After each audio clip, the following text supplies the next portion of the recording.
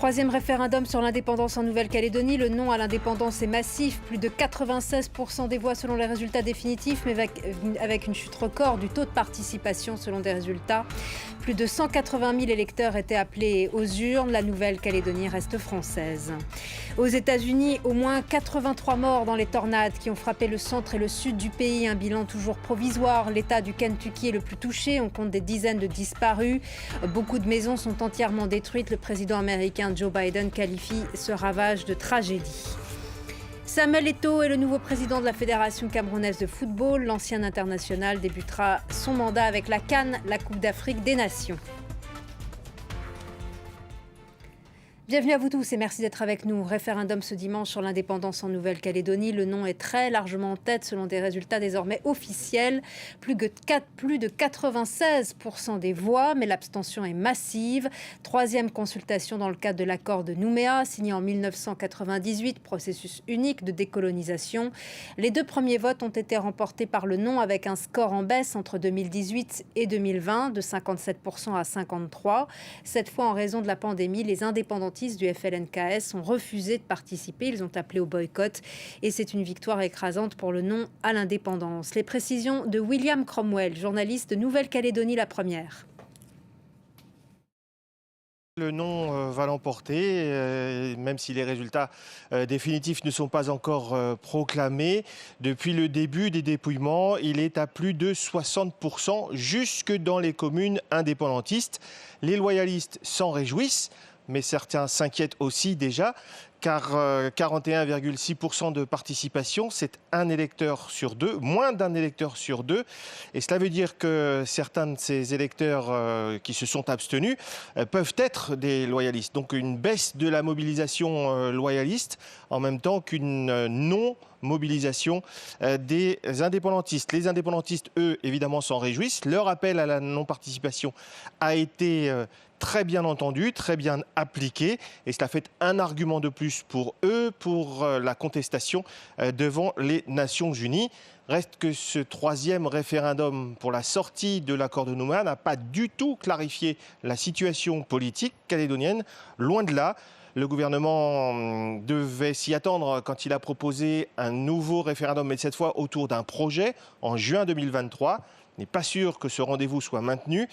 En tout cas, on attend ici beaucoup de l'intervention présidentielle pour voir la tournure que pourront prendre les choses. Mais les indépendantistes ont déjà annoncé qu'ils ne discuteraient plus avec ce gouvernement qualifié de sortant, plus préoccupés par les élections présidentielles et législatives à venir au niveau national, plutôt que par le sort de la Nouvelle-Calédonie elle-même. La Nouvelle-Calédonie est un territoire français du Pacifique depuis plus de 150 ans. C'était la troisième et dernière consultation dans le cadre de l'accord de Nouméa, signé en 1998. Mais le débat sur l'avenir politique du Caillou reste ouvert. Bilal Tarabey. Ils sont les premiers habitants de l'île, les Kanaks, un nom qui vient de l'hawaïen et qui signifie homme. L'île est baptisée Nouvelle-Calédonie du nom latin de l'Écosse par le Britannique James Cook au XVIIIe siècle. La colonisation de peuplement française, elle, commence en 1853. Les Kanaks sont alors parqués dans des réserves au nord et à l'est de l'île. Décimés par les maladies ou massacrés lors de révoltes, leur nombre est divisé par 2 en quelques années. Les Caldoches, les descendants de colons blancs, sont eux plus nombreux. Au milieu des années 1960, le cours du nickel explose et l'île en regorge. Des fortunes sont bâties, mais les Kanaks restent en marge. Dans les années 1980, le territoire s'embrase. La question de l'indépendance devient alors centrale.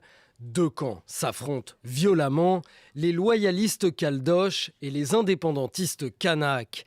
En 1988, en pleine élection présidentielle, un groupe indépendantiste attaque une gendarmerie puis prend en otage 26 militaires.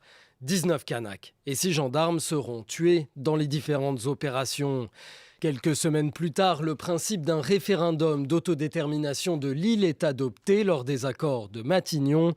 Mais il faudra attendre l'accord de Nouméa 10 ans plus tard pour que l'organisation d'un référendum soit entérinée, suivi éventuellement de 2 autres en cas de victoire du non. Direction les États-Unis, le bilan de la série de tornades extrêmement puissantes est d'au moins 83 morts, un bilan toujours provisoire qui risque de dépasser les 100 morts. Les tornades ont traversé 5 États, les dégâts sont impressionnants. C'est le Kentucky qui est le plus touché, et particulièrement la petite ville de Mayfield. Des quartiers résidentiels entiers sont détruits, il ne reste que des ruines. Partout dans la ville, des bâtiments ont été dévastés, des véhicules renversés, des arbres éparpillés dans les rues. Les secouristes continuent actuellement leurs recherches et la ville est sous couvre-feu. Les précisions de notre envoyé spécial Mathieu Mabin à Mayfield. Il suffit d'avoir remonté l'axe central de cette ville de Mayfield, qui était une ville ordinaire dont finalement peu d'Américains avaient entendu parler jusqu'à ces dernières 24 heures. Et donc il suffit de remonter cette rue principale pour se rendre compte que effectivement la ville de Mayfield n'existera probablement plus jamais telle qu'elle était. Une ville qui avait pourtant plus d'un siècle, qui appartenait à l'histoire du Kentucky et qui a disparu dans l'une de ces innombrables tornades. On parle de dizaines de tornades et en réalité aucun scientifique n'est capable de déterminer combien. On sait en revanche que la tornade qui s'est arrêtée sur Mayfield, et c'est ce qui a scellé son sort, est venue du nord des États-Unis et a parcouru près de 360 km pour s'arrêter sur cette ville de Mayfield, projetant parfois des débris de la ville et des véhicules jusqu'à 11 000 mètres d'altitude, ce qui est une distance absolument ahurissante puisque c'est tout simplement la distance à laquelle volent les avions de ligne. Vous avez évoqué le nom de Joe Biden. Joe Biden a annoncé qu'il se rendrait à Mayfield, ou en tout cas ce qu'il en reste, à la rencontre des survivants, au chevet de ceux qui ont perdu un proche. Et ils sont nombreux. Vous avez donné ce chiffre de 83 morts. Et il est effectivement provisoire. Le bilan est provisoire. Joe Biden viendra, mais il a annoncé qu'il ne viendrait que lorsque les recherches seraient terminées pour ne pas perturber justement le travail des secouristes qui sont venus nombreux de tous les États-Unis au chevet et au secours de Mayfield, Kentucky. Et le président russe Vladimir Poutine adresse à l'instant ses condoléances sincères à Joe Biden. Longtemps superstar du football africain, Samuel Eto'o va entamer une nouvelle vie. L'ancien buteur des Lions Indomptables a été élu président de la Fédération camerounaise de football. Kevin Battista, Caris Garland et Marcel Amoko nous en disent plus. Déclaré vainqueur. La joie des soutiens de Samuel Eto'o à l'énoncé du verdict. Leur candidat est élu président de la Fédération camerounaise de football. Vainqueur avec 12 voix d'écart, Samuel Eto'o a battu Seydou Mbombo. Sa campagne avait reçu le soutien de plusieurs de ses anciens coéquipiers.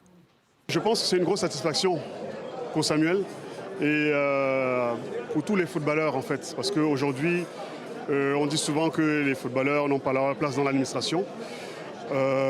Samuel aujourd'hui gagne des élections. Je pense qu'aujourd'hui c'est comme si tous les footballeurs devenaient présidents de la fédération, d'une fédération. Révélé au Real Madrid avant de briller notamment au FC Barcelone et à l'Inter Milan, Samuel Eto'o est considéré comme l'un des meilleurs attaquants des années 2000. Il est à ce jour le buteur le plus prolifique des Lions Indomptables, la sélection camerounaise.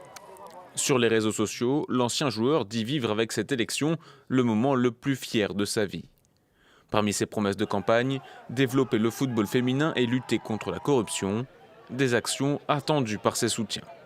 Je pense que beaucoup de choses vont changer. J'attends de ce président, M. Samuel Eto'o, de rassembler les footballeurs camerounais, de rassembler les acteurs du football et de faire jouer et de donner égalité de chance entre un enfant d'un arrondissement et ceux de la capitale.